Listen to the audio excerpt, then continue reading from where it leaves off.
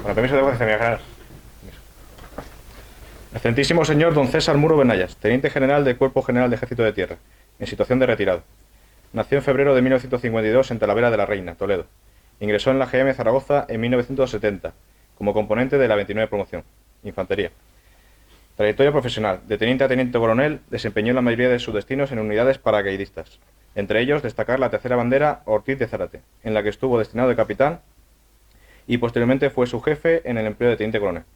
También ocupó en este empleo la jefatura de Estado Mayor de la Brigada Paracaidista. Como coronel mandó durante 5 años la Guardia Real, de la Casa de Su Majestad el Rey, puesto de gran prestigio y responsabilidad. Ascendido a general de brigada en el año 2005, fue nombrado director de la Academia de Infantería en Toledo, centro de formación de los oficiales, suboficiales y tropa. Como general de división estuvo 3 años al mando de la Comandancia General de Melilla. En empleo de teniente general ostentó la jefatura del mando de Canarias y posteriormente el de la UME. En la reserva fue vocal de la Real Militar Orden de San Hermenegildo y Real Militar Orden de San Fernando. Operaciones militares. Además de participar en el Sáhara español, Kurdistán iraquí tras la Primera Guerra del Golfo, 2 veces en Bosnia y Herzegovina, como jefe de Estado Mayor de la Brigada Española. Cursos.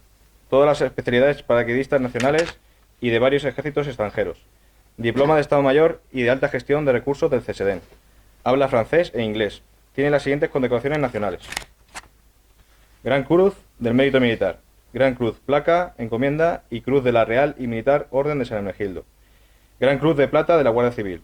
Cruz del Mérito Militar con distintivo azul y 5 con distintivo blanco. Cruz del Mérito Aeronáutico, del Mérito Naval, del Mérito de la Guardia Civil y del Mérito Policial. Cruz de Oro de Protección Civil con distintivo azul. Gran Cruz Fidelitas del Arzobispado Castrenses. A nivel internacional, destacar que ha sido condecorado por Francia, Alemania, Marruecos, Brasil, Argentina y Uruguay, entre otros. En el 2018 ha sido distinguido con el premio Gran Capitán, máximo galardón con el que la Infantería Española destaca cada 5 años a uno de sus miembros mediante un proceso en el que proponen sus componentes y falla un tribunal. Ha sido el creador de las cátedras universitarias en el seno de las Fuerzas Armadas. Garcilaso de la Vega en Toledo, General Marina en Melilla y Comandante Sánchez Key en Madrid. Es miembro como académico de número en la Academia de las Ciencias y de las Artes Militares, medalla 44. Por otra parte, es el presidente y fundador de la Asociación de Amigos del Camino Español de los Tercios. Esta asociación civil, sin ánimo de lucro, que tiene más de 900 personas inscritas, realiza cada año una expedición a Flandes y promueve mediante conferencias y exposiciones el vivo recuerdo de nuestros soldados del siglo de oro. Otra de sus pasiones es la División Azul y la repatriación de sus caídos. Ha estado en Rusia 7 veces. En una de ellas se trajo los restos de su tío. Todos los años iba un grupo con esa finalidad dentro de un foro de amigos de esa brillante hazaña militar. Amante de la novela histórica, ha pasado a hacerse novelista. En una primera trilogía dedicada a la infantería española, ha escrito Infantes sin leyenda, 2017, una inédita historia en el siglo XVIII sobre la misión del Regimiento de Mallorca en el nacimiento del Uruguay.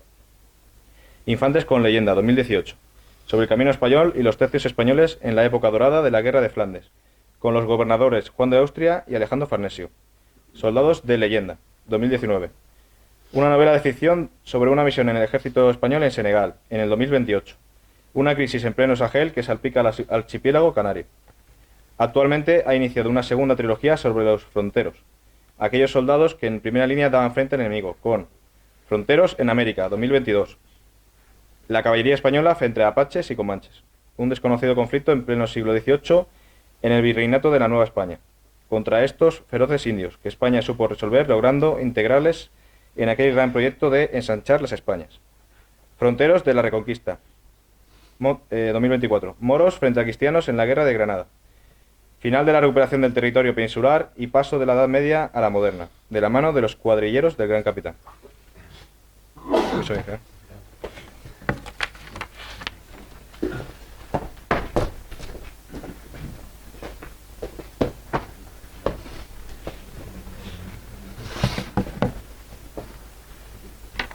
Buenos días, mi coronel, muchas gracias por invitarme. Es un placer venir a conocer este centro, esta academia, que no conocía.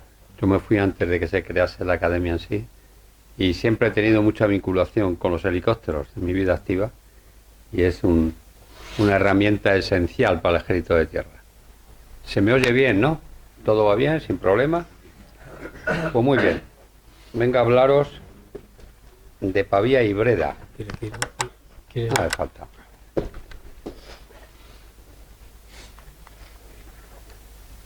El ejército está celebrando este año, está recordando esta época de nuestra historia con el nombre de Pavía a Breda, porque es el espacio entre dos grandes batallas.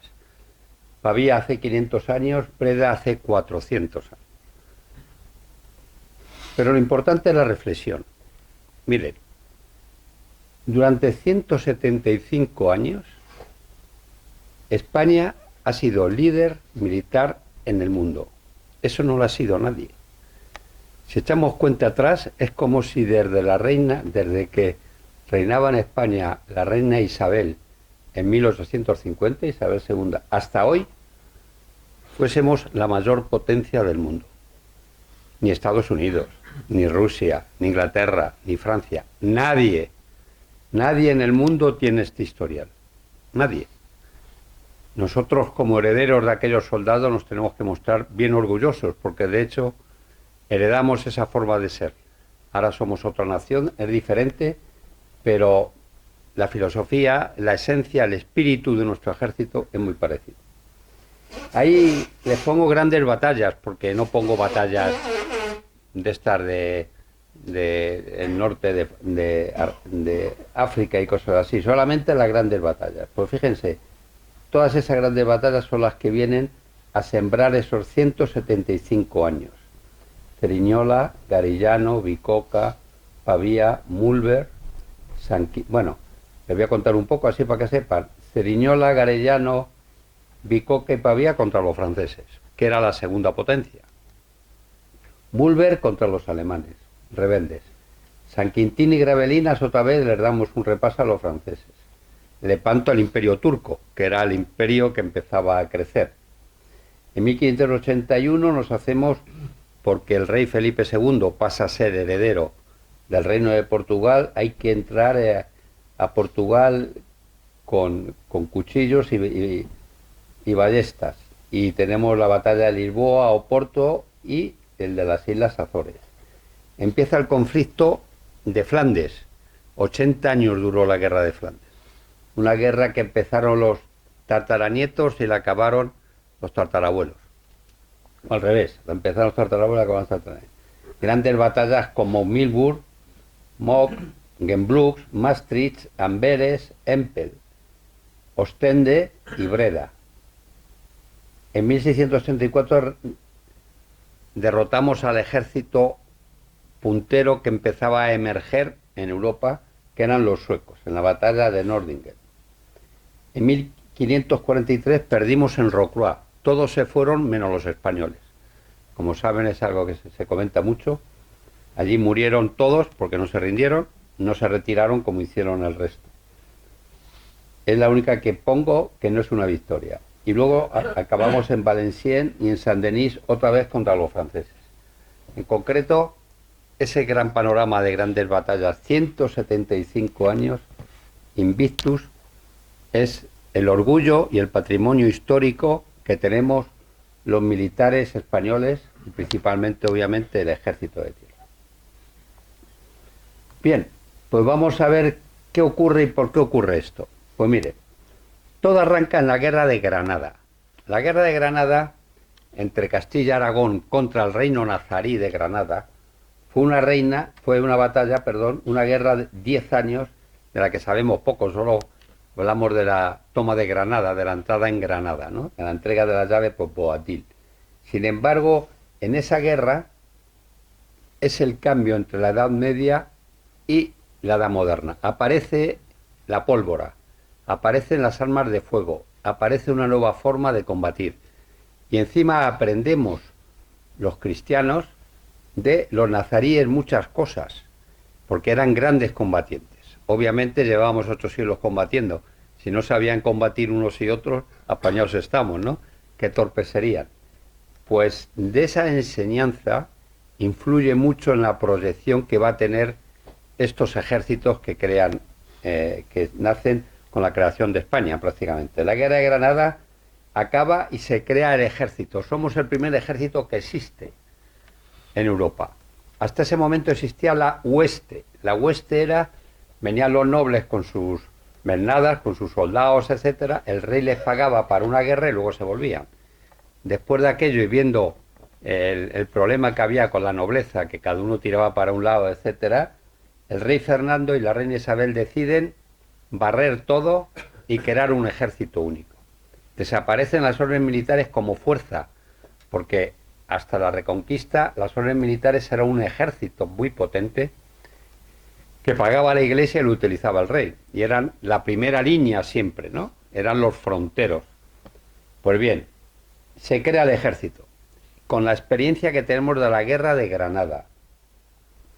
Y aparece un conflicto en Nápoles, en Italia, porque el reino de Nápoles pertenece a la corona de Aragón y es español. Y se nombra al gran capitán general para ir allí. El gran capitán, don Gonzalo Fernández de Córdoba, es el principal o el, digamos, militar más famoso de nuestra historia. En todas las biografías de militares famosos que se han escritos por ingleses, americanos, franceses, por todos, siempre figura entre los más destacados. Por supuesto, por delante de Montgomery, de Wellington, de Patton, de muchos generales que nos suenan mucho más. Bueno, pues este hombre figura entre los 10 más importantes de la historia universal. Este es el que crea la moderna infantería. Hasta ese momento la infantería como tal no existía, eran peones, ¿no? De la palabra fanti italiana, es un hombre que hablaba muchos idiomas, y cuando estuvo en Italia ya hablaba el italiano, la palabra fanti italiana se crea infante, que es un nuevo soldado. ¿En qué se diferencia de los hoplitas o de los soldados anteriores, de las legiones romanas o las falanges macedónicas? En que lo que hacemos es mezclar al nivel más bajo las armas. Antes seguramente habrán visto películas en las que aparecen los arqueros, aparecen 2000 arqueros, ¡buah!, tiran las flechas, ¿no? Los lanceros, aparecen los legionarios romanos tirando las pilas, las lanzas, etcétera. Bueno, este hombre lo que hace es combinarlo. Entonces, donde están combatiendo unos, hay otros que les apoyan. Aparece la ballesta y el arco para apoyar al combatiente de primera línea, mezclado. Aparece luego el arcabuz, aparece el mosquete, etcétera. ¿Qué es lo que hace? Integrar esas armas. Por eso el emblema de infantería nuestro es una espada y un mosquete cruzado, que es coordinación de armas, y encima una corneta, que es el mando. Simboliza, como sabéis, la corneta era el símbolo del mando. Bien, pues se crea esta nueva infantería que es la que viene a arrasar, junto con el apoyo de artilleros e ingenieros, que también somos vanguardia en el tema de la artillería y de los ingenieros. Los zapadores que van abriendo camino, que van siendo expertos minadores en los asedios, etcétera, etcétera. Se crea un ejército nuevo muy potente. Con el gran capitán, en Ceriñola y Garellano, son dos grandes batallas, una campaña entre el 99 y el 2003, en 1503, perdón, contra los franceses, y ahí se desarrollan todas estas tácticas que hemos aprendido en la guerra contra los nazaríes. Por ejemplo, que lo vamos a ver ahora en Pavía, que la caballería no tiene que ser pesada, tiene que tener caballería ligera también, y lo van a entender. Bueno, pues muere el gran capitán, seguimos con los problemas en Nápoles, en el reino de Nápoles y Sicilia, y llegamos a dos grandes batallas, Bicoca y Pavía. De Pavía vamos a hablar hoy, 500 años, y Bicoca, que es anterior a ella. Todo esto, como ven ahí en el otro triángulo, lo que ha generado es una gran revolución militar, en el terreno de la táctica y de la moral también. Ese verso de Calderón que todos sabemos es un poco la base de ese ejército. En aquella época los soldados eran mercenarios, por supuesto. No había una recluta nacional ni nada, solo en los tercios. Entonces eran mercenarios, entonces tú te contratabas y eran, como diría yo, pues matarifes, ¿eh? Era gente dispuesta a matar por quien sea por dinero. Se crea el ejército con los valores que habéis leído muchas veces en el verso de Calderón, en el que refleja la igualdad de oportunidades, el mérito se asciende por mérito, no por la nobleza que heredas, sino por lo que tú adquieres. Da igual que el soldado esté bien vestido o no, lo importante son los valores que lleva encima, etcétera, etcétera. Bien, todo esto da lugar a la creación de esas unidades, a las que llaman tercios. Una nueva organización militar que es la que va a dominar esos 175 años de la historia. Bueno, pues ya con este preámbulo, yo creo que ya podemos empezar a hablar de Pavía. Eso era la Europa del siglo XVI y XVII, con los reyes Carlos, Felipe II, etc. Si se fijan, el enemigo, que era Francia, ahí lo ven en amarillo, no sé si esto apunta, sí. Francia estaba rodeado por todos lados de lo que era los Augsburgo, ¿no? Carlos I ya era rey de Castilla y Aragón, Cerdeña, Sicilia, Nápoles, y a la vez de todos los 17 provincias o Nápoles, Países Bajos, de todo el imperio austrohúngaro, el imperio, el Sacro Romano Germánico, y esto, que eran los principados alemanes, gran parte también era propiedad, era soberanía de los Augsburgo. Es decir, prácticamente toda Europa hasta la frontera de Rusia pertenecía a los Augsburgo, al rey y emperador Carlos. Francia, pues rodeado por todos lados de los españoles, ¿no? del imperio Augsburgo, con lo cual para la única forma que tenía para expandirse era, como ven, hacia Italia. ¿Pero qué pasaba? Pues pasaba esto, que en ese movimiento de franceses hacia Italia chocaban de nuevo con el imperio español. ¿Y por qué chocaban? Porque, como ven, la comunicación que tenía la parte sur del imperio con la parte norte pasaba por un punto que era lo que llamamos la Lombardía, y había un estado que se llamaba el Milanesado. Si se fijan, las flechas rojas confluyen con ese deseo francés de expandirse hacia el Adriático. Aquí estaba, sigue estando Venecia, que era una república, un ducado aliado de los franceses, y expandirse por toda la península itálica. Luego aquí es un punto crítico, es como decía el rey emperador, es cerrojo para los franceses y llave para nosotros para unir por tierra la parte sur de la parte norte. Era un rey que era dueño de Europa. Era lógico que no quería para nada que se cortase este flujo entre un sitio y otro. Bien, pues con ese mapa, que yo creo que se hace una idea, y vemos todos que el punto clave es la Lombardía, el Milanesado, vamos a ver qué ocurre.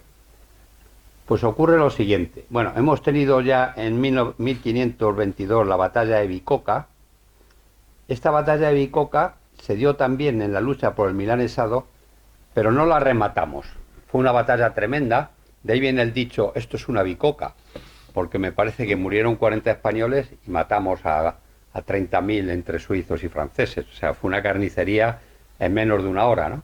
Combinando las armas, como les decía. Pero en Bicocca no aprovechamos el éxito. Es decir, después de esta derrota no nos echamos para adelante, sino lo celebramos y ya está. Tuvo que llegar Pavía en 1525. ¿Y qué ocurre? Bueno, pues ocurre que hay un nuevo papa. El papa en aquella época tenía muchísima fuerza. Es el papa Clemente VII, que es pro-francés.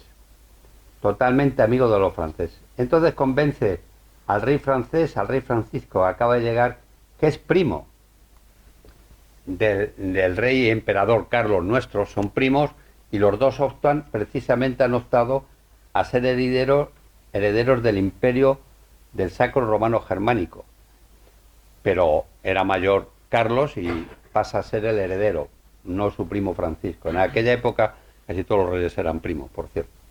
Pues bien, este hombre, convencido por el Papa, ataca en esta flecha que tenéis ahí en azul, en enero, para ocupar ese nudo, como siempre decimos, de lo que es la Lombardía, el Milanesado. Ataca y lo llega a ocupar. El virrey de aquí, que se llama Lannoy, que es del Franco Condado, y Pescara, que es el capitán general, en junio hacen un contraataque y echan a los franceses fuera. Viene a representar esta flecha roja. Y además, una vez que les han echado, se meten en Francia e invaden toda la Provenza, todo lo que es la Costa Azul. Ahí se une con ellos un francés que va a ser famoso, condestable Borbón, que es enemigo del rey francés porque le ha hecho faena de tipo familiar. Se une a ellos. Entonces llegamos a ocupar toda la Provenza, lo que es la Costa Azul. Estamos en verano. El rey francés, que ve que no solo ha perdido el milanesado, sino que encima va a perder la Provenza, contraataca con un ejército otra vez muy potente en septiembre. Estamos en septiembre 1524. Los españoles, viendo que viene con un ejército muy potente, se vuelven a replegar para atrás. Y en esa situación acaba el año, o llegamos al otoño de 1524, con el rey francés indignado y avanzando. El rey francés que se hace cargo del mando del ejército y va a ser el que lidere el avance. ¿Qué hacemos los españoles? Ahí lo ven en rojo. Estábamos allá abajo, pues nos venimos a este lado del río Adda. El río Adda es un río francés que permite el hacerse fuerte en dos plazas, Lodi y Cremona. El capitán general Pescara, con los 8.000 hombres que le quedan, había hecho el avance a la Provenza con 15.000. Le quedan 8.000, se refugia aquí, deja una guarnición en Milán, pero en Milán hay peste, con lo cual cree que los franceses poco van a poder hacer en Milán, no pueden tomarlo porque hay, como lo voy a repetir, hay peste. Él va a coger Pavía como punto fuerte, y hablaremos de Pavía, y pone otra pequeña guarnición en Alessandría, en la costa. Bien, llega el rey Francisco, primero, como les decía, indignado, con todo un ejército potentísimo de 40.000 hombres y toda la nobleza detrás. Va el rey, todos los nobles, a echar a los españoles de Italia. Este hombre viene con 8.000 y pico de caballería, que la mayoría pesada, son los gendarmes, luego la palabra hecha en castellano, gente de armas. Y luego viene con un montón de infantes, 30.000, de los cuales son mercenarios todos, ¿no? Aparte de los franceses, trae los italianos, trae los erguízaros huidos, los lasquenetes alemanes, etcétera, ¿no? Viene con un ejército muy potente. Y él viene con la idea de reservar 7.000 para que directamente ocupe Nápoles. ¿Por qué? Porque el ejército español, el ejército imperial, está aquí, todo rodeado en Pescara, y han abandonado Nápoles. Entonces él dice, vale, voy a ocupar la parte norte, pero voy a mandar una fuerza para ocupar Nápoles. Nosotros estamos al otro lado del río, con el capitán general, ¿y qué es lo que está buscando? Tiempo. ¿Quiere ganar tiempo para qué? Pues para que el virrey Lannoy y el rey, nuestro rey y emperador Carlos, le mande soldados. Haga contrate gente y mande soldados para ayudarle. Mientras que el otro entra victorioso y presumiendo por toda la Lombardía. ¿Qué ocurre? Como veis, en Pavía es donde vamos a presentar la batalla. Hemos mandado 7.200 hombres para hacer frente a estos 40.000. Ahí no la vamos a jugar. ¿Y eso es Pavía? A ver, vamos a contarlo un poco. Hay un río, que es el río Tesino, que cubre, un río bastante caudaloso, una plaza fuerte que es Pavía, con las murallas bastante destruidas ya. De Pavía sale un camino que va a Milán, y aquí hay un cercado, que se llama el cercado del Barco. Es un coto privado del duque de Milán, donde hay caza y donde él viene a cazar.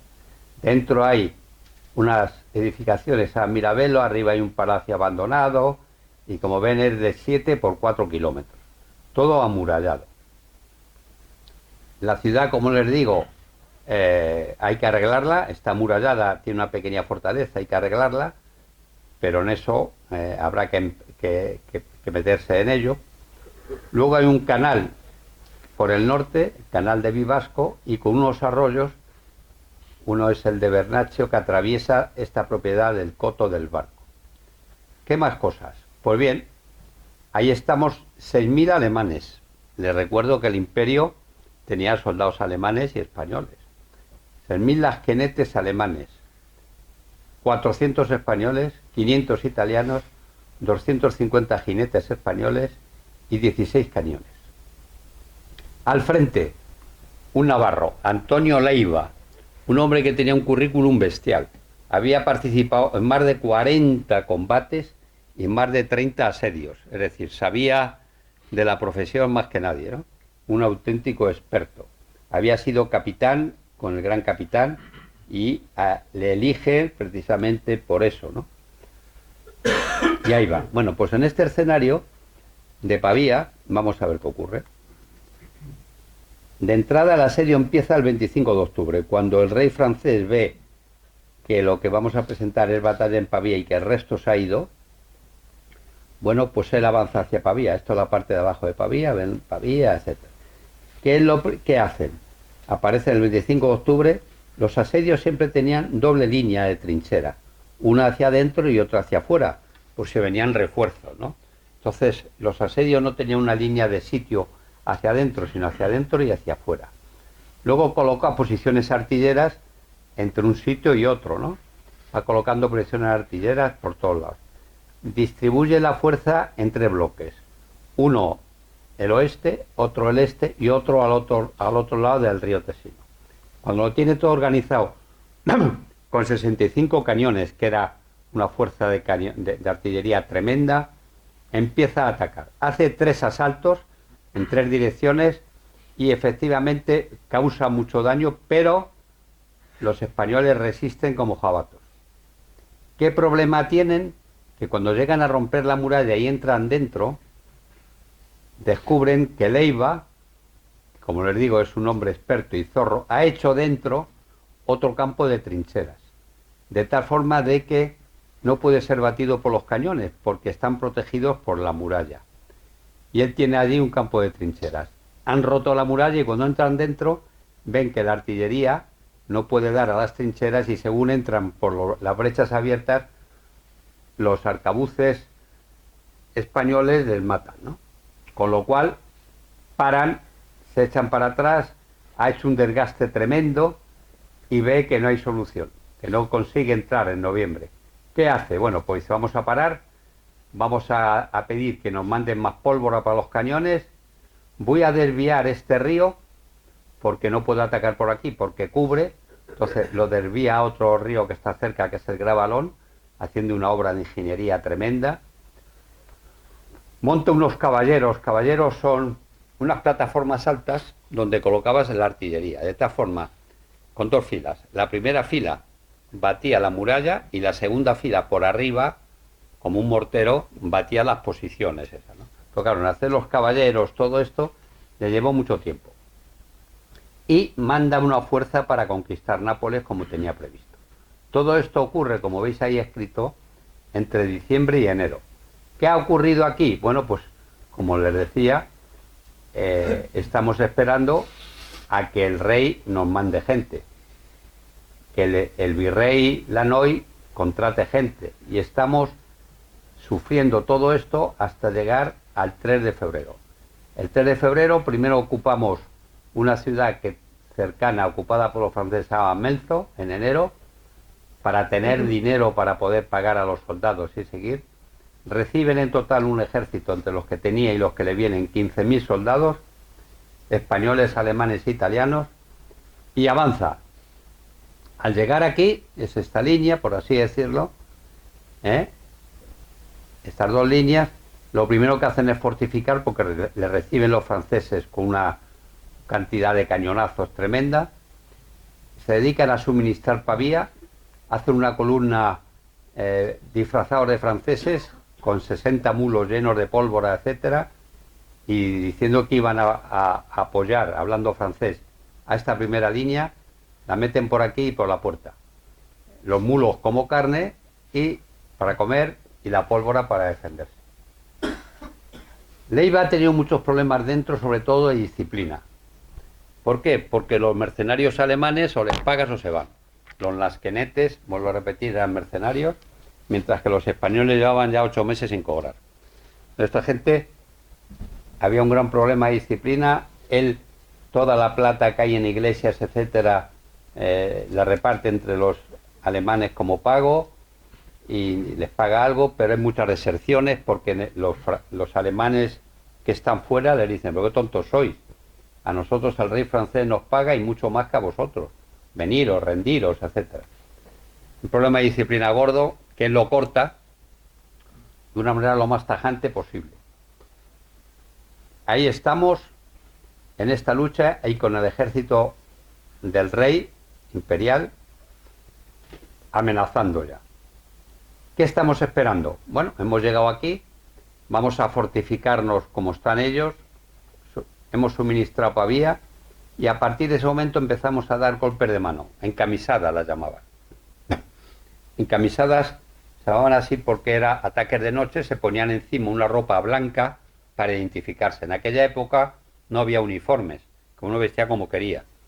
¿Cómo te identificabas? Los españoles llevaban una banda roja o brazaletes rojos y por la noche se ponían la camisa blanca, una encamisada para distinguirse entre ellos y no matarse.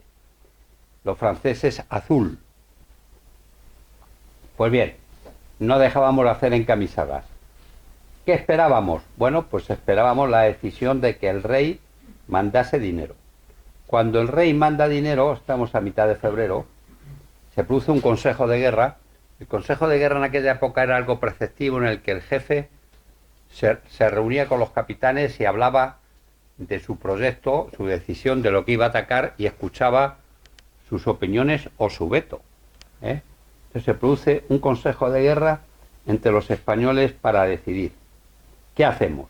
Estamos aquí en la frontera de Pavía, esperamos decisiones.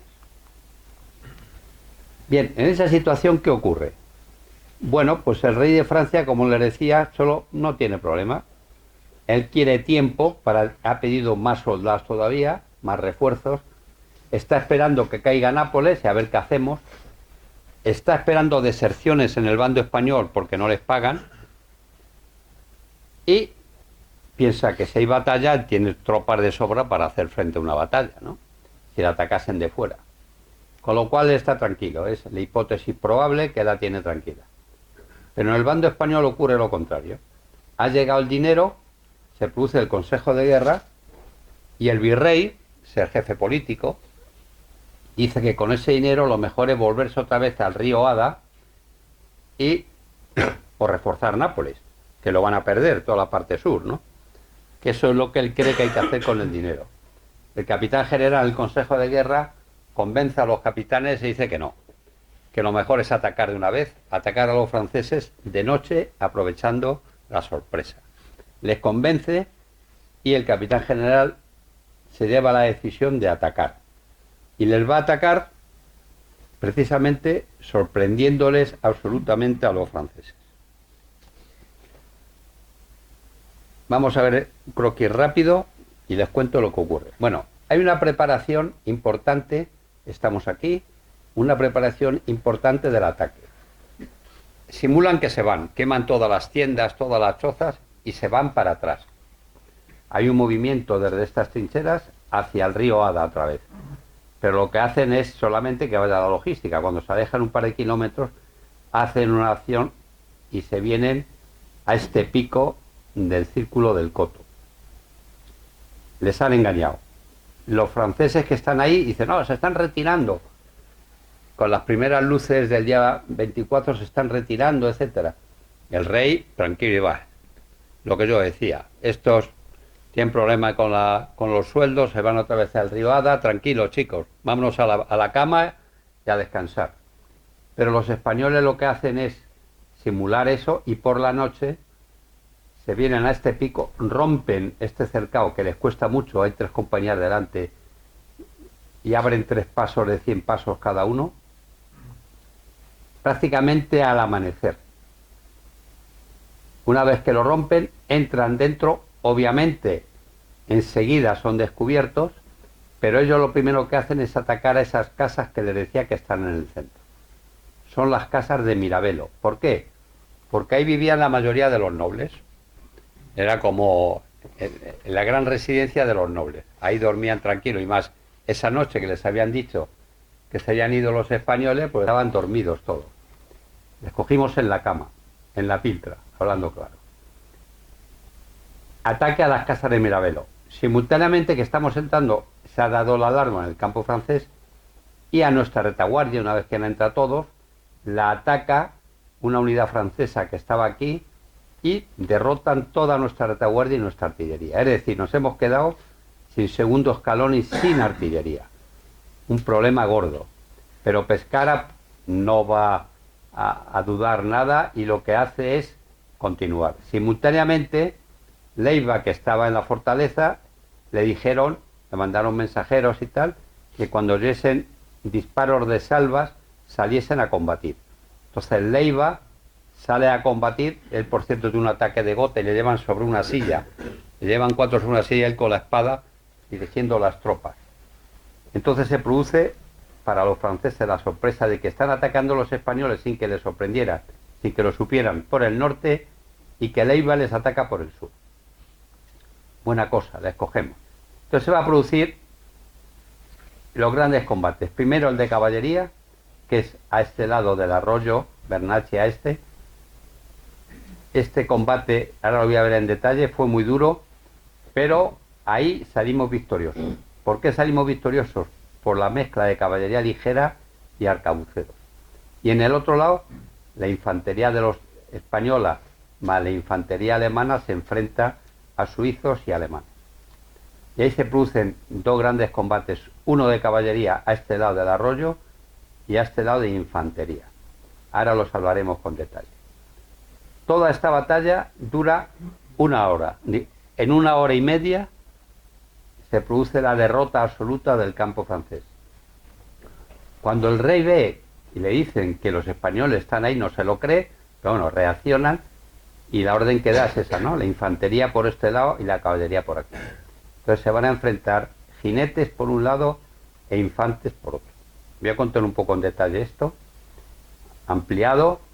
Bueno, hemos entrado por aquí, hemos atacado las casas de Mirabelo, empiezan a recibir ataque de artillería, la artillería empieza a dispararles, se tumba la infantería, están ahí, llega Pescara y ordena que pasen al otro lado, porque ve que por allí vienen la caballería, la infantería alemana y la infantería suiza. Alemanes frente a alemanes, españoles frente a suizos. Estos son los piqueros suizos, que en la Edad Media era el ejército más potente, ¿no?, que había en Europa, los piqueros suizos. Bien, ¿qué ocurre el ataque a la caballería? Pues mire, aprovechando una serie de bosques que había, lo que hace el condestable Borbón, el francés este que se une a nosotros, y el virrey Lannoy, que entra también en combate en primera línea, es ocupar los pequeños bosquecillos que hay con arcabuceros. De tal forma que cuando viene la caballería francesa, desde estos bosques les hacemos mucho fuego y mucho daño.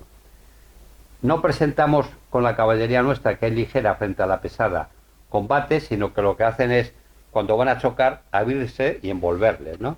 Nunca un choque frontal, porque obviamente la caballería pesada pues es mucho más potente y mucho más difícil. Entonces, entre las maniobras que hacen de la caballería ligera, que habían aprendido de los nazaríes, y el fuego de los arcabuceros, destrozan a esta caballería, que además la maniobra que hace el rey es que va aquí dirigiendo la caballería, un ataque frontal y otra de flanco por la izquierda. Este ataque de flanco por la izquierda lo que hace es inutilizar los disparos de artillería, por eso pongo aquí esta cruz, porque les daban a ellos, ¿no? Entonces, si hubiera hecho esta maniobra de flanco por este lado no hubiera habido problema, pero al ir por este lado, por la izquierda, obviamente el cruza con las trayectorias de artillería y impide que la artillería dispare. Con lo cual es caballería pesada contra caballería ligera y arcabuceros. Fíjense la diferencia, 700 de caballería ligera, 200 arcabuceros por España, caballería francesa 3.000 pesados. Bueno, pues en 1 hora destruimos, les matamos, etcétera, y casualmente, bueno, aquí ocurre algo parecido.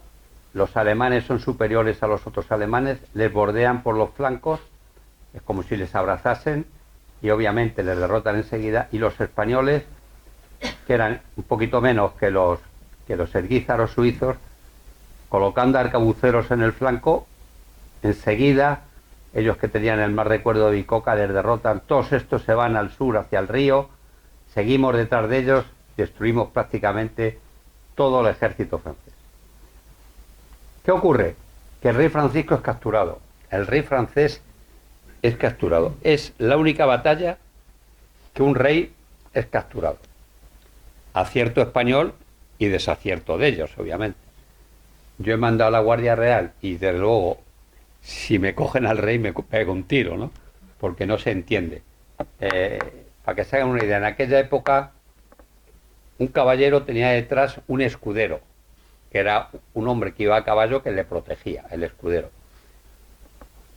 Un noble tenía una cuadrilla, tenía gente alrededor, izquierda, derecha y detrás, que le protegía. Un rey tenía una escolta, 200 tíos a caballo o 300, que lo único que hacían era proteger que el rey nunca tuviese problemas. Bueno, pues no ocurre así. Entonces cae prisionero. Y el primero que le coge, ahí tienen se llama, que no lo veo aquí, es un guipuzcoano, don Juan de Urbina, que le llaman el mellado porque no tiene dientes. Este ve a un jinete rico, lleno de armaduras de oro, etcétera, que le ha pillado el caballo. El caballo, un arcabucero ha derribado al caballo, ha matado al caballo y está pillado por el caballo. Se acerca Juan de Urbina, ¿y usted quién es? No sé qué, soy el rey de Francia. Y dice, bueno, y yo, Cristóbal Colón, ¿no? El rey de Francia y tal, no sé cuánto. Que venga tu jefe o tu capitán y no sé qué. Mira, ve que está en pleno combate todavía, que su alférez, que llevaba el estandarte, que era lo sagrado, pues ya caer en manos de los franceses, y dice, mira, se levanta la máscara de su casco, y dice, ven mis dientes, soy el mellado, que sepas que yo soy el primero que te cogió prisionero. Voy a ayudar a mi alférez y ahora vengo. En eso aparece un granadino, Diego de Urbina, que le encuentra allí, igual al otro y tal, y el rey francés le entrega la espada ensangrentada y el guantelete, el guante, ¿no? Es la forma que se rinde, ¿no? Me rindo y tal, soy el rey de Francia y tal. Vale, pues venga, muy bien, cojonudo, voy a cobrar. Porque en aquella época, si tú cogías prisionero a uno que era valiente, que era valioso, el rescate, recibías tú una buena parte, ¿eh? Entonces dijo, joder, me echo de oro, pero como estaba pillado por el caballo no tenía forma de sacarle. Entonces aparece por allí otro soldado de caballería, que es Pita da Veiga, un gallego, que le ayuda a sacar al rey de debajo del caballo. Y al sacar al rey ve que lleva un medallón, que es la Orden de San Miguel, como el toisón de oro obviamente, y el gallego lo primero que hace es trincar el medallón y guardárselo, ¿no? Dijo, esto te va a costar dinero. Y efectivamente, ahí cayó el rey francés. Le llevaron a la abadía de Pavía ese mismo mes, en febrero. Luego en galera le llevaron a Valencia totalmente escoltado por si le querían rescatar. Estuvo preso desde el 12 de agosto en la Torre de los Lujanes, es un palacio que hay en la Plaza de la Villa en Madrid, al lado de la Plaza Mayor, donde está el antiguo ayuntamiento, enfrente, ahí es donde estuvo preso el rey, Francisco I. Luego llegó el emperador, le visitó y se lo llevó al Alcázar de Madrid, donde está el Palacio Real. Se lo llevó allí porque se estaba muriendo, estaba muy deprimido el rey Francisco, etc. Y al final, en marzo de 1526, le dio la libertad tras firmar un tratado en Madrid en el que se comprometía a no atacar más a España, ni atacar el milanesado, ni nada, cosa que nunca cumplió. Y como fianza, el rey emperador, le dijo que sus hijos quedaban en custodia. Se quedó con 2 hijos hasta 1529, que hubo otro pacto en Cambrai, y entregó los infantes franceses tras el pago de una buena cantidad. Y esta es la captura del rey Francisco. Este fue el arma que más revolucionó la guerra en aquella época. Los franceses no creían en el arcabuz, ellos llevaban ballestas. Nosotros ya habíamos dejado la ballesta. Habíamos aprendido de la caballería que fuese ligera y apareció el arcabuz, que como veis es más sencillo que el mecanismo de un sonajero, ¿no? No era nada más que una mecha que tenía un serpentín, que era como esa S que veis ahí en negro, que tú al mover esto, pues basculaba, esto tenía un punto de apoyo, basculaba con la mecha encendida, una cazoleta que tenía la pólvora iniciadora, pasaba por un agujero que daba en el oído, quemaba la pólvora de proyección, 2 tacos, la bala y salía, ¿no? Este arma fue súper revolucionario, pesaba 15 kilos, 1,5 metros los primeros, ofendía a 40 pasos y tardaba 5 minutos en hacer fuego. No porque fuese muy complejo, sino por se calentaba mucho. Entonces, si tú metías la pólvora cuando el cañón estaba caliente, obviamente se producía una deflagración y un autodisparo, ¿no? ¿Qué más cosas podemos decir de él? Que tiene un gran poder de penetración. Mientras que la ballesta tiraba sobre una armadura y rebotaba, aunque los dardos tuviesen mucha fuerza, era mucho más barato que la ballesta y que todo lo demás y muy sencillo de emplear. Entonces, España apostó por este arma, que era de origen francés, ese es el nombre, Hakenbuche, y obviamente le dio esa gran ventaja sobre el ejército francés, el empleo de la caballería ligera y el arcabuz. Y nada más, no voy a hacer preguntas ahora porque vamos a pasar a hablar de Breda. La cambias y las preguntas que tengáis me las hacéis al final. Bueno, pues nos vamos 100 años después y estamos en Breda, Países Bajos, la guerra de los 80 años o de Flandes. Breda es la victoria del prestigio. ¿Qué quiere decir esto? En un momento se necesita dar un golpe de gracia al ejército enemigo, como veréis, y se elige su santuario, de donde nace todo, la ciudad más potente, más amurallada, más importante de todos los Países Bajos rebeldes. Y ahí tenéis lo que era Breda, ese erizo de fortificación tremenda, y lo que le hizo famoso, que es, como sabéis, el cuadro de las lanzas, ¿no?, que pintó Velázquez. Ahí está el prestigio, y eso es lo que queríamos, una batalla que derrotásemos al enemigo, que diese prestigio, y tal y como veis ahí, además, se produce con unas condiciones totalmente de caballerosidad absoluta, ¿no?, porque Spínola, que es el capitán general, recibe del jefe de los sitiados la llave con toda educación, le deja tener las armas, en fin, lo vamos a ver. Volvemos a ver esto. Hemos hablado de Pavía, ocurre todo esto y estamos ya en Breda, 1625. El 5 de junio, dentro de 4 o 5 días, es el aniversario de la entrega de Breda. Los Países Bajos. Bueno, los Países Bajos era parte del imperio, de la monarquía hispánica, como teóricamente se llama. Y era la parte más rica. Países Bajos, lo que actualmente es Bélgica, Holanda, Países Bajos y Luxemburgo, era la parte más rica de toda la monarquía hispánica. ¿Por qué? Ahí estaba la flota comercial más potente, en Amberes, y los principales banqueros. Esto podía ser como la banca suiza o Wall Street en Nueva York o la City londinense, ¿no? El poder económico de Europa estaba ahí, en los Países Bajos. Estos, cuando empieza la guerra de los 80 años, 80 años antes de esto, o 60, quieren independizarse absolutamente del rey. ¿Por qué? Que es un rey, Felipe II, que está allí en el sur, que no le conocen de nada, que les cobra impuestos, que no le conocen y tal, y agarrándose al protestantismo, que es un movimiento religioso importante que ocurre en Europa, dicen que son protestantes y quieren echar al rey, que era el rey católico, que defendía la monarquía, la Iglesia Católica. Es curioso porque en aquella época, para que tengáis una idea,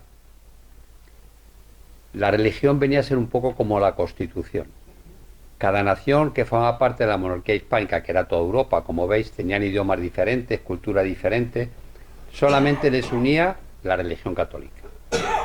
Entonces la religión católica era el nexo de unión entre todos. La defensa de esa religión católica la tenía que hacer el rey, obviamente, ¿no? Entonces era el principio básico. Cuando ellos dicen que no quieren ser católicos, es sublevarse, ¿no? Bueno, pues así empieza la guerra en 1567, pero estamos mucho más tarde, estamos en 1622. ¿Qué ocurre? Bien, ha habido una tregua, los rebeldes están al norte, vamos a hacer aquí una pequeña, este es el mapa, veis aquí una línea, esta es la línea de alto el fuego, que actualmente se quedó así y es la frontera entre Bélgica y Países Bajos, Holanda. Durante 11 años hay un pacto y hay un parón en la guerra. ¿Por qué? Porque España está en la guerra de los 30 años contra Suecia, Inglaterra, en otra batalla. Hemos hecho ahí un pacto con el enemigo, que son la parte norte, nosotros estamos a la parte de Bélgica, y durante 11 años se ha parado. Cuando la guerra de los 30 años ya está acabando, porque vamos ganando, ha ocurrido la batalla esta de Nordingen, acaba este pacto y empezamos a avanzar. ¿Qué es lo que queremos? Vamos a buscar un sitio que nos dé prestigio. Vamos a elegir ¿cuál? Breda. Breda, que está cerca de la frontera, que es la cuna de la sublevación. La sublevación la inicia la familia Nassau, Orange. Los Nassau son los que llevan. Guillermo de Nassau es el padre de los Países Bajos y es el que lidera la sublevación. Es la cuna de la sublevación, la casa de Orange y Nassau. Además está en Brabante. Brabante es toda esta zona y es un sitio muy complejo porque hay 2 o 3 ríos que hace muy difícil de conquistar. Está Mosa, está el Waal, que es un brazo del Rin por el sur, y es un terreno muy pantanoso, muy difícil de conquistar. Entonces, Breda, cuna, Brabante, terreno muy difícil, se traduce en que si tomamos esto, volveremos a tener prestigio y la gente verá que España sigue siendo el gran imperio, ¿no? Tendrá coste, pero tendrá una gran trascendencia. Es una apuesta difícil, muy difícil. Ir a Breda, porque podíamos ir a otro sitio. Y empezamos precisamente 2 años antes en Juliers. Desde Alemania, que estamos a la guerra de los 30 años, atacamos Juliers, que es una ciudad que está en este lado de aquí.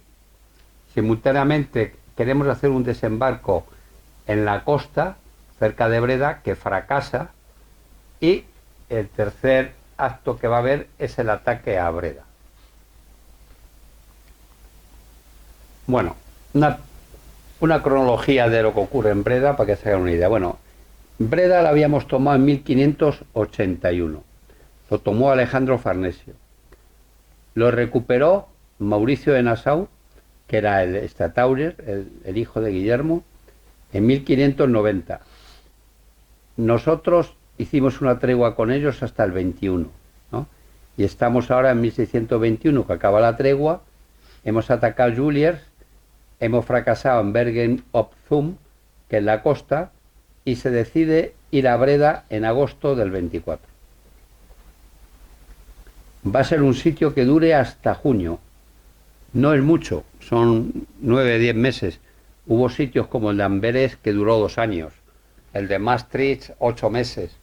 Fue largo, pero no fue el más largo. Entonces, para ir aquí a Breda, el capitán general Spínola hace un consejo de guerra igual que hicimos en Pavía. Con los capitanes le dicen que no, que eso es muy difícil, que Breda es imposible, que no hay quien lo tome, que no hay manera. Entonces Spínola lo dice y busca avales para convencer a su tropa. El Consejo de Estado, el conde duque de Olivares, que era el valido, estamos en época de Felipe III, Isabel Clara Eugenia, que era la gobernadora de los Países Bajos, y el propio rey Felipe III. Con todos estos avales vuelve a sus capitanes y dice: oye, que nos dan todos los avales y todo el dinero que queramos, que no hay ningún problema, que nos van a dar el dinero y la tropa que queramos. Y así que vamos al sitio de Breda, les convence, y en agosto empezamos en el sitio de Breda. Acaba en junio. Unos años después, en el 37, lo volverán a recuperar y cuando es el fin de la guerra, la paz de Westfalia, obviamente Breda queda en la parte holandesa, no en la parte belga, que es actualmente la parte sur. Bien, pues es un desafío muy grande ir a tomar Breda. ¿Qué ocurría en aquella época? La guerra de los sitios, el asedio. ¿Eso cómo funcionaba? Era muy complejo, tremendamente complejo. Primero, asaltar las ciudades era muy complejo y normalmente se vencían por asedio, por rodearla. ¿Y en qué consistía esto? Bueno, pues el defensor siempre tenía que buscar una plaza muy bien fortificada, tenía que tener hombres suficientes para aguantar, acostumbrarse al sacrificio y sobre todo tener mucho cuidado con la higiene y la sanidad. La gente sitiada normalmente había epidemias, fiebres, etcétera. Imaginaros el problema del calor, las basuras, las heces, todo esto. ¿Y qué más cosas necesitaba el defensor? Tener buenos polvorines, tener agua, no tenían problema, tener buenas vituallas no perecederas, depósitos de harina, graneros, el pan era fundamental y era la base de la alimentación, lo no perecedero, y luego tener víveres perecederos. ¿Cómo se alimentaba la gente en los sitiadas? Una cosa que habían creado ellos, un animal que era el conejo de Flandes, que era una mezcla de liebre y conejo. Era como un conejo así de grande, ¿no? Que se reproducía mucho, entonces lo tenían por las ciudades, por todos lados, y de eso comían. En un mes y medio daban 8 o 10 crías y era un buen alimento. Y las palomas y las gallinas. Las palomas eran lo mejor, porque tú tenías palomares, las palomas van a comer fuera. Vuelan, van a donde sea, comen y vuelven al palomar. Cogías el pichón y te lo comías, ¿no? O sea, era una manera de tener siempre comida sin problema. Eso era lo que se le exigía al defensor. La proporción entre defensor y atacante, en aquella época se hablaba de 1 a 10. Para atacar a uno había que atacar con 10 en proporción. ¿Cómo actuaba el atacante? Hacía un doble perímetro, como hemos visto en Pavía. Tenía que tener reservas suficientes, era muy importante, comida suficiente. ¿Por qué? Porque los suministros venían a ser la clave. Ahora lo explicaré mejor. Había que pagar y mantener la disciplina, porque claro, no es lo mismo estar viviendo en una fortaleza que en el campo. Y en esta zona que, como veréis, era un sitio horrible, ¿no? Pagas y mantener la disciplina. Tener ejes de abastecimiento para alimentarles, porque al principio tú comes los alrededores, los sitiadores, pero conforme pasa el tiempo te has comido la primera parte. Al mes siguiente te tienes que ir a 10 kilómetros, al mes siguiente a 20. ¿Por qué? Porque te vas comiendo todo lo que hay alrededor, ¿no? Y al final, cuando ha pasado un año, te tienes que ir a 100 kilómetros para suministrar a los sitiadores. Con lo cual hay que tener buenos ejes de abastecimiento, suministros garantizados, garantizar el frío. No es lo mismo estar dentro de una fortaleza que en unas trincheras. Y más en esta zona, que los Países Bajos eran Países Bajos que estaban inundados, que estaban absolutamente llenos de agua y te llegaba el agua por los tobillos, por las rodillas, etcétera. El frío, tremendo, el frío. El atacante las pasaba muy mal. Y luego los problemas de higiene y sanidad había que tenerlos resueltos, no solo con médicos, evacuar basuras, letrinas, etcétera, etcétera. Como veis, era un problema de guerra y de logística también. Bueno, pues en ese marco del asedio en la guerra de sitios, vamos a hablar de Breda. Ese era el erizo de Breda. Breda era la fortaleza más moderna. ¿Por qué era la más moderna? Porque se había hecho con tierra compactada. A ver si os explico esto. Hacen una pared, luego ponen mucha tierra y luego hacen otra pared. Eso es mucho más resistente que si todo fuese ladrillo. ¿Por qué? Porque cuando entra un disparo de cañón por la primera parte, la arena, la tierra que hay, lo frena, lo absorbe. Mucho más que si fuese duro. Si es duro, rompe por detrás y proyecta todo. ¿Entendéis? Se hace de amortiguación. Entonces es una fortaleza de último grito, por así decirlo, ¿no? Con tierra compactada. Tiene 15 baluartes. Los baluartes, como recuerdo, eran como unos triángulos que salían hacia afuera para cruzar los fuegos e impedir que se acercaran. 15 baluartes.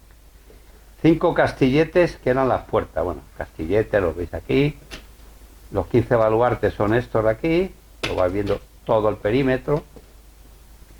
Y luego tenía unos fosos enormes de agua que tenían 150 pasos de ancho. Eso es tremendo. 150 pasos es que de entrada impide que nadie se acerque, ¿no? Porque un foso de 150 pasos es inaccesible totalmente. Total, era una ciudad inexpugnable. Venir a Breda era venir a pasar el verano, pero no ibas a conseguir nada. Esa era la idea de ellos.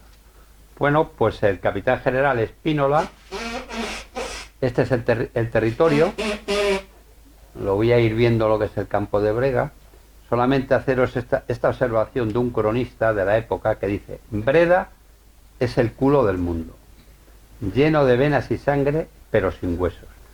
Todo era blando, terreno blando, lleno de agua, esponjoso, que tú un día hacías una trinchera y se caía, había que hacer parapetos, fajinas, cestones, etcétera, para sujetar la tierra y no se hundiese las trincheras, todo lleno de agua, como él bien dice, el culo del mundo. Está muy gráfico. Bueno, pues si nos vamos al mapa, esto era Breda. ¿Y qué hace Spínola? Pues hace un campo de trincheras y de fortines alrededor de todo Breda, teniendo en cuenta que todas estas manchas que hay aquí es terreno inundado, y viene a hacer lo mismo que hicieron los franceses en Pavía, doble trinchera, unos hacia adentro y otros hacia afuera. Es un poquito más complejo de ver aquí, pero ahora lo verán con más detalle. Entonces, zonas inundadas, no se puede entrar. Esto era la ciudad propiamente dicha, y lo que empiezan es a hacer trincheras para un lado y para otro, como descosidos. 40 kilómetros de trinchera alrededor de Breda. Una auténtica locura. Porque la decisión de él es que no van a asaltar. No vamos a asaltar Breda. Vamos a rendirla por asedio. Vamos a rodearla por un lado y por otro y no la vamos a atacar. Hasta que se mueran de hambre. No la vamos a atacar. ¿Qué es lo que hace? Bueno, ahí en rojo más o menos vienen a definir las líneas, ¿no? Las líneas de trinchera. Por el norte ven una línea de trincheras, otra aquí, aprovechando el agua, otra aquí, una por aquí, otra detrás. Aquí estaba el puesto de mando de Spínola, ahí estaba la artillería y la caballería, que era el acceso más claro. Esto era la avenida normal, ¿no? Por así decirlo. ¿Qué hizo Spínola? Bueno, pues aquí colocó su reserva, etcétera. Hizo 3 sectores. El primer sector, el Barón de Belançon, con tercios. Esta zona cubierta con tercios, como veis, que apoyado en el agua. La otra línea, aquí la tenéis, mandado por un jefe italiano. Y la tercera, que aquí no lo veo porque se llamaba Isenburg, que es un alemán. Este es un italiano, un alemán, y Belançon era del Franco Condado. El puesto de mando de Spínola lo coloca aquí con su artillería. Entonces, esto es lo que hace. Esto era lo que era propiamente Breda, la zona controlada por la ciudad, y reciben 3 ataques. El primero atacan y luego se van a Amberes, que es Mauricio de Nassau, que es el Stadtauer, el jefe. Me voy porque si no, no me oís. Me voy a poner aquí. El primer ataque es aquí, fracasan. Otro segundo ataque lo hace el conde Felipe de Mansfeld con 40.000 hombres en la zona este. Tampoco consigue romper. Hay otro tercer ataque de Mauricio de Nassau, que este ya es en todas las direcciones. Este hombre muere, le sucede su hijo, Federico Enrique Orange de Nassau, vuelve a hacer un ataque último y no pueden entrar. Estos ataques suceden cada 2 o 3 meses. Nosotros recibimos refuerzos, pero los franceses, los rebeldes tienen refuerzos continuos. De 8.800 pasan a 30.000 y hay refuerzos continuos aquí. Los combates son muy duros. ¿Y qué está ocurriendo ahí? Bueno, pues que no llegan a pasar las trincheras. Los españoles cavan y cavan trincheras, hacen castilletes, refugios, e impiden que el ataque pueda hacer nada. Y los de dentro no pueden salir porque están totalmente rodeados de las fuerzas españolas. ¿Qué ocurre? Bueno, tanto unos como otros están recibiendo refuerzos continuos, porque se la están jugando, lo saben. Si Breda aguanta, todo el mundo dirá, bueno, pues los españoles no han podido. Y la monarquía hispánica, pues igual, ¿no? Está reforzando porque se está jugando su prestigio. Todo esto llega, en los rebeldes son ataques coordinados desde fuera y desde dentro, no consiguen nada nunca. Llegan al agotamiento total. Unos y otros llegan al agotamiento. Los sitiadores, perdón, ¿qué es lo que han estado haciendo? Cavando trinchera. Siempre cavando trinchera. Hay una anécdota que es la de un espía español que infiltran en Breda y se creen que es uno de ellos, ¿no? Entonces este es el que lleva los mensajes de un lado a otro, pero no lo hacía así, ¿eh? Lo que hacía cuando pasaba por el centro, que teóricamente tenía un sitio, un túnel secreto por el que él pasaba, lo que hacía era ir a Spínola y decirle, esto es lo que dicen los de dentro, enseñarle el correo entre sitiadores, ¿no? Entre sitiados y su jefe. Esa ventaja siempre hizo que Spínola supiera lo que estaban sufriendo los de dentro y lo mal que estaban. Lo que no sabían los de dentro es que fuera estaban mucho peor, tremendamente. No se sublevaron de milagro. ¿Por qué? Porque el grueso eran tercios españoles. El problema que tuvieron, víveres, como os decía, pasó el tiempo y había una falta de víveres, el invierno es tremendamente duro, mojaos, empapaos en trincheras con los pies siempre mojaos, etcétera. No tenían ropa de abrigo. Esto lo solucionaron las mujeres y leña. Esto es una anécdota también de esta guerra, y es que las mujeres con los tercios, con los soldados españoles hasta después de la guerra de la independencia, iba detrás lo que llamábamos la cola, que eran las familias y todos los oficios. O sea, detrás del soldado iban las carretas de las familias y todo el mundo que les servía. Los vivanderos, los de los víveres, herreros, carpinteros, sastras, modistas, prostitutas. Ahí había un ejército de gente detrás de las unidades. Entonces, esta gente que le llamaban la cola son los que empezaron a buscar ropa de abrigo, y las mujeres previamente se iban a los pueblos alrededor con 2 o 3 chavales y con soldados, rapiñando toda la ropa de abrigo que podían para los soldados que estaban cercando al enemigo. Igual consiguiendo leña.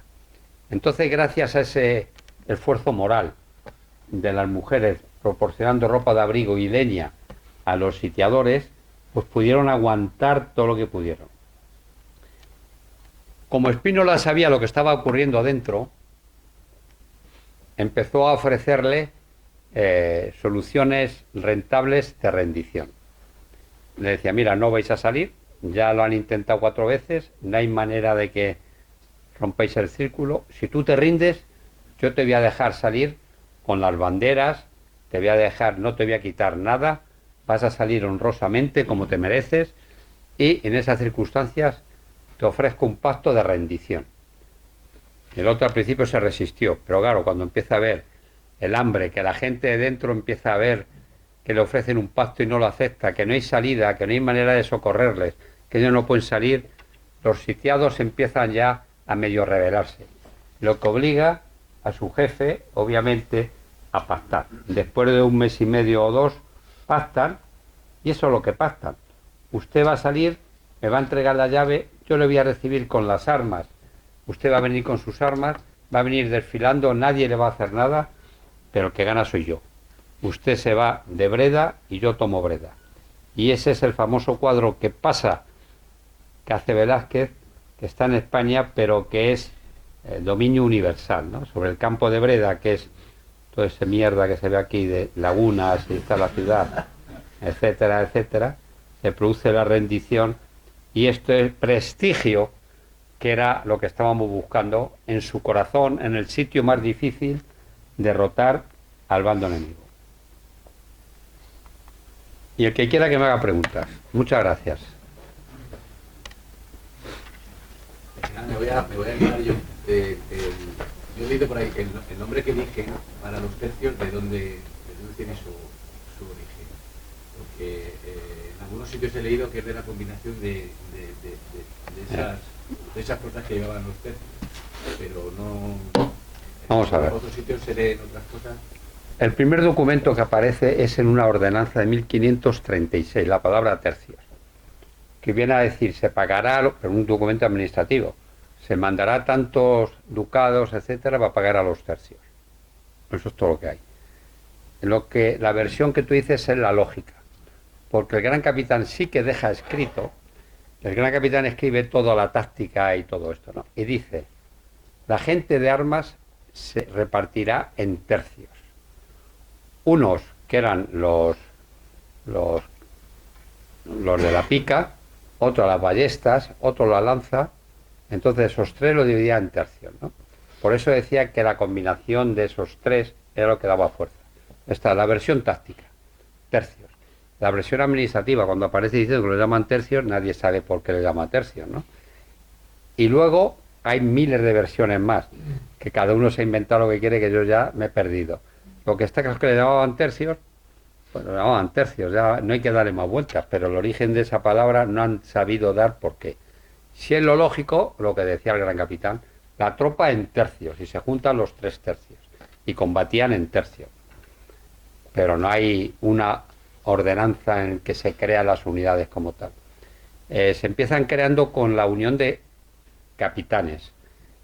Cada capitán mandaba una bandera, levantaba una bandera, se decía, y lo que iba detrás de la bandera era la compañía del capitán. Todo eso se ha ido cambiando el nombre, y la compañía ahora es la unidad orgánica. La unidad era la bandera, porque un capitán levantaba una bandera quiere decir que tú ibas a reclutar tu bandera a un sitio, ¿no? Llevabas con una orden que se llamaba, ¿cómo se llamaba? La custodia, ¿no? Bueno, llegabas a un pueblo, imaginaros, a Colmenar de Oreja, llega un capitán, se presenta al alcalde y dice, vengo a levantar una bandera, 300 hombres. Vale, empieza usted por las calles y con el tambor y el pífano empieza a reclutar gente, le va pagando, le da una primera apuesta, y eso ya cuando ha levantado tiene los 300 hombres, se va con la bandera, su unidad. Los que siguen a ese capitán, la compañía del capitán. ¿Entendéis? Ese es el concepto original. Antes de eso, los capitanes mandaban una capitanía. En la guerra de Granada no eran compañías, eran capitanías. Luego, aquí ya los llaman banderas. Y los que rodean al capitán, la compañía del capitán fulano. Entonces ahí sale el origen un poco de las palabras. Y el tercio no era nada más que la suma de muchas compañías. Cuando después de Pavía empiezan a ver que estas compañías que habían combatido cada una aislada y todas juntas, pues lo mejor era ya hacer bloques. Y crean el tercio, que eran 3.000 hombres, más o menos. Venían a ser aproximadamente de 10 a 15 compañías, lo que era un tercio. Pero no había orgánica, ni había nada, ¿no? Una compañía podía ser de piqueros, otra de arcabuceros, otra de mosqueteros. No había una estructura fija, ni mucho menos. Sí que combatían mezclados, pero las estructuras orgánicas eran diferentes. Luego la compañía normalmente llevaba un capellán, llevaba cantineras, llevaba mujeres públicas, llevaba un montón de cosas. Eso que te puedo contar. ¿Alguna otra pregunta?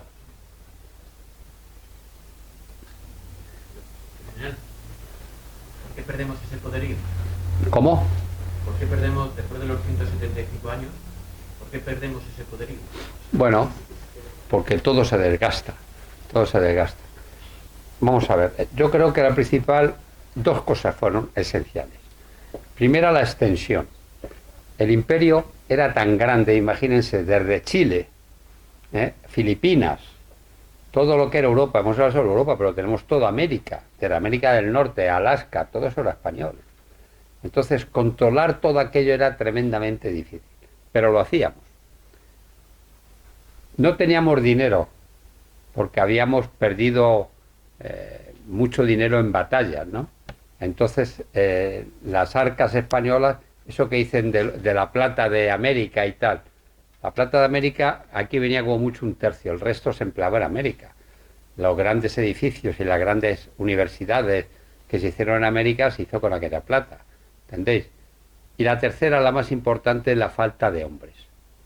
Entre las guerras, las epidemias, las pestes, etcétera, no había hombres.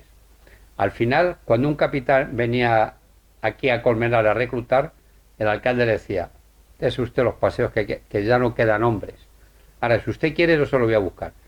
Abría la cárcel, cogía a todos los menesterosos de los caminos, lléveselo usted. Entonces la calidad del soldado cada vez fue peor, obviamente, ¿no? Porque la base de todo era los españoles.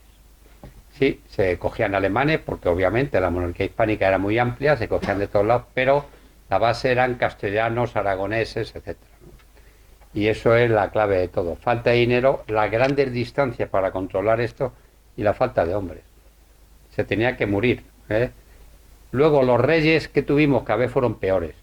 Los Austrias mayores fueron grandes reyes, Carlos y Felipe II, pero luego Felipe III, Felipe IV y Carlos II, cada cual peor.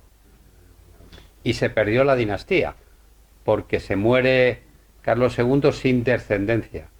Entonces aparece la guerra de sucesión con franceses y aparecen los Borbones. Se cambió todo. Y los Borbones llegaron y se cargaron todo.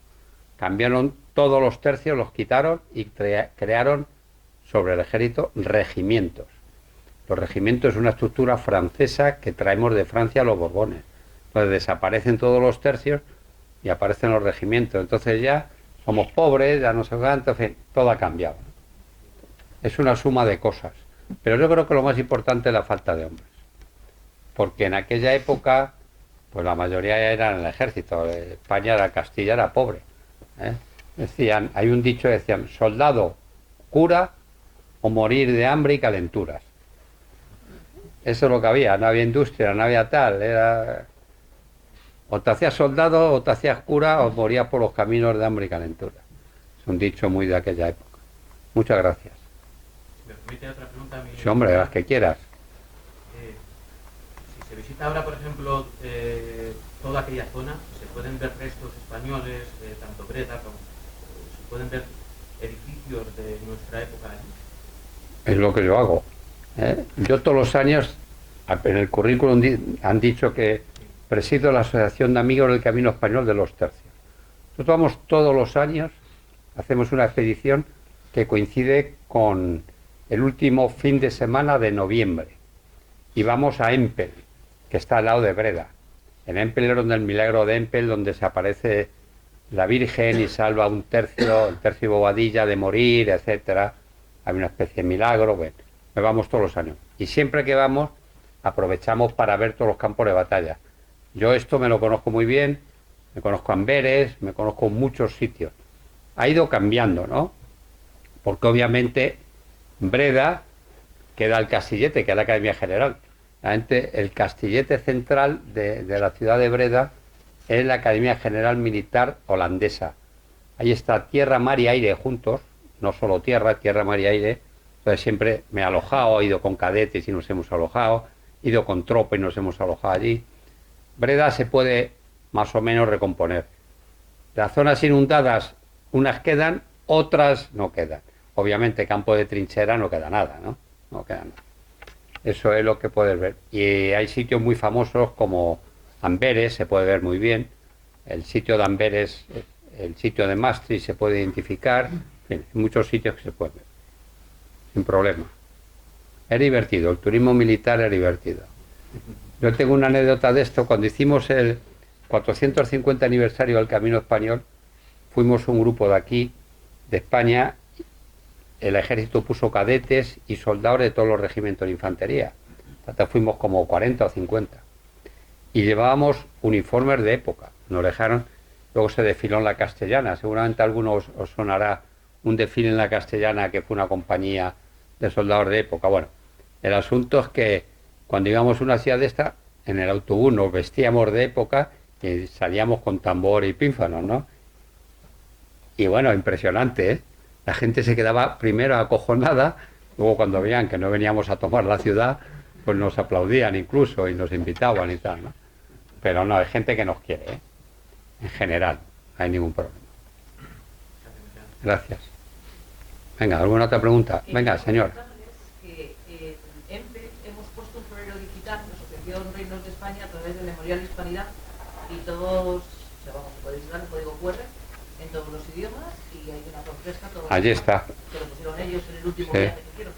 En la ermita de Empel En la mitad de- hay un QR que puso su asociación, vamos, lo pusimos nosotros y ellos no lo dieron, y es el QR que entras allí y te cuenta lo que es todo, en los 3 idiomas.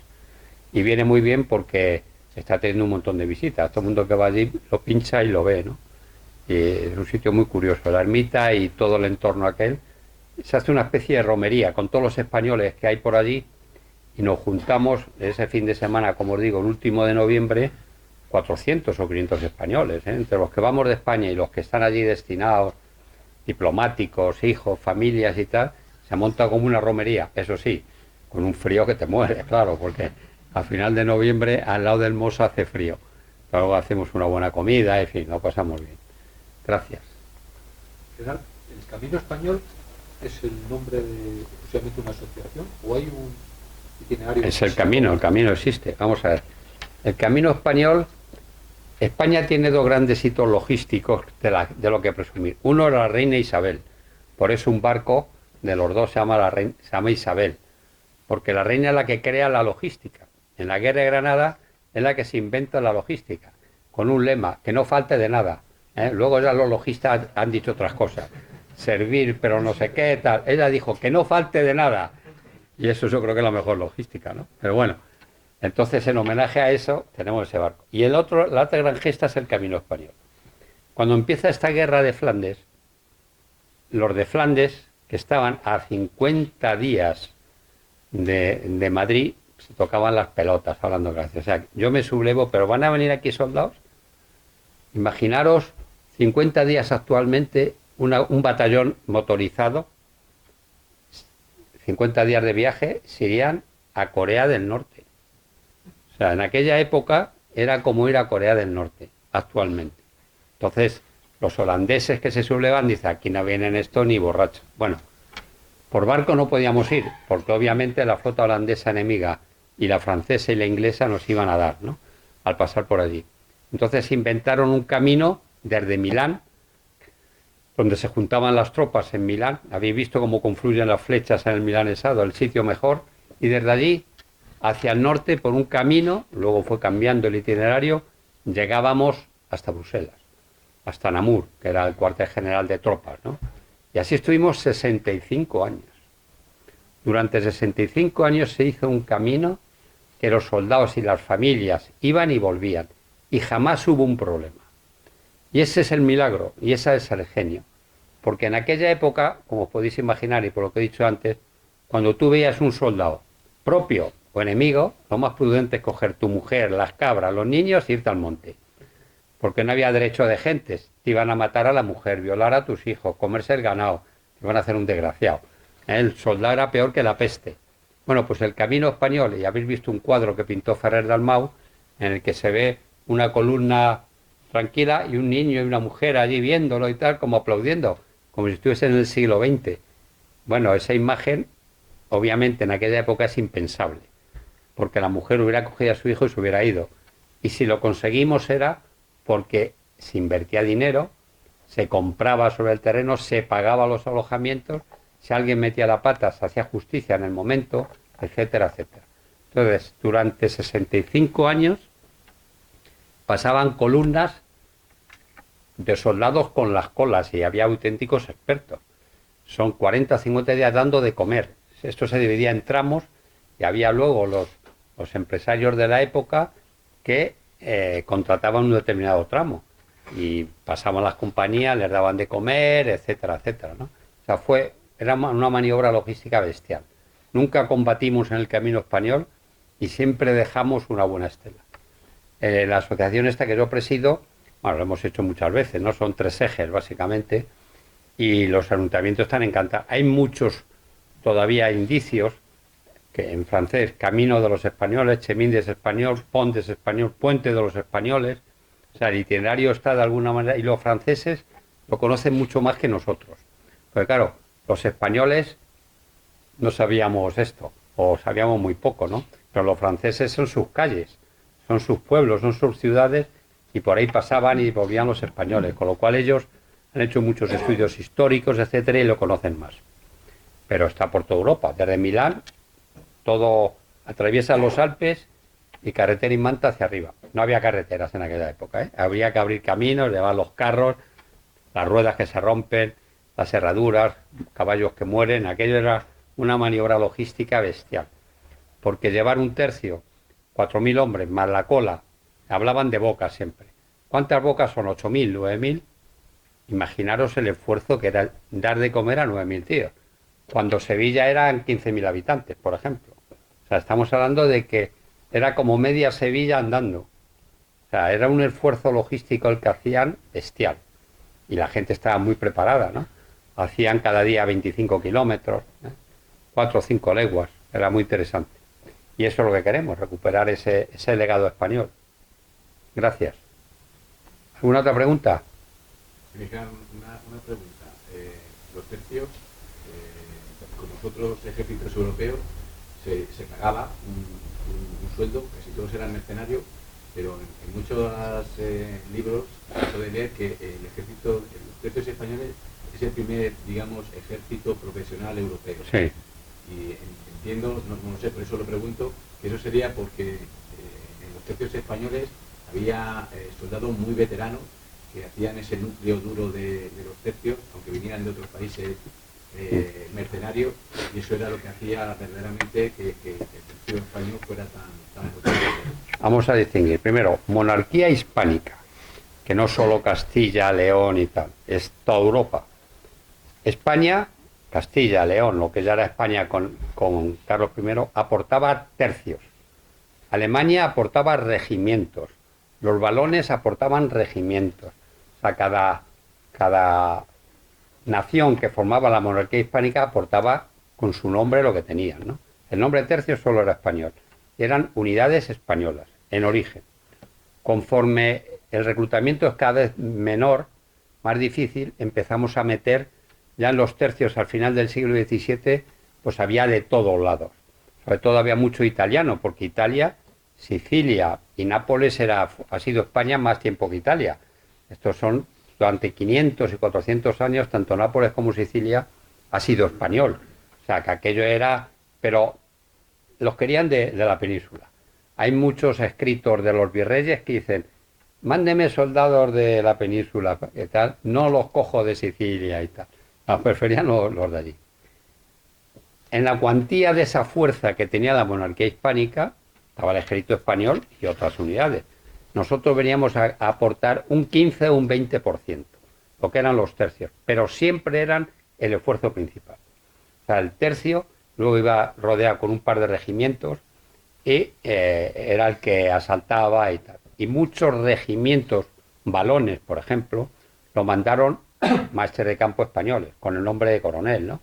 Entonces había destinos que decían, no, que vaya a mandarle un español. De todas formas se mezclaba todo, habéis visto nombres franceses, etcétera. Borgoña o el Franco Condado, que es la zona, digamos, al oeste de Suiza, ahora es Francia, pero ese trozo era Borgoña y más tarde el Franco Condado. Eso daba muchos soldados, lo que es actualmente Besançon y todo esto, ¿no? Pero montaban ellos su regimiento de ellos, de borgoñones. O sea, que era raro, ¿sabes? No es fácil de entender. Pero nosotros aportábamos lo que tenía el ejército español, que era los tercios, porque era la fuerza de protección. Luego había muchas unidades de guarnición. Cada castillo tenía su guarnición, cada ciudad tenía su regimiento, su tercio, muchos tercios peninsulares. Pero los tercios, digamos, de misiones, de estratégicos, serán estos. ¿Alguna otra pregunta?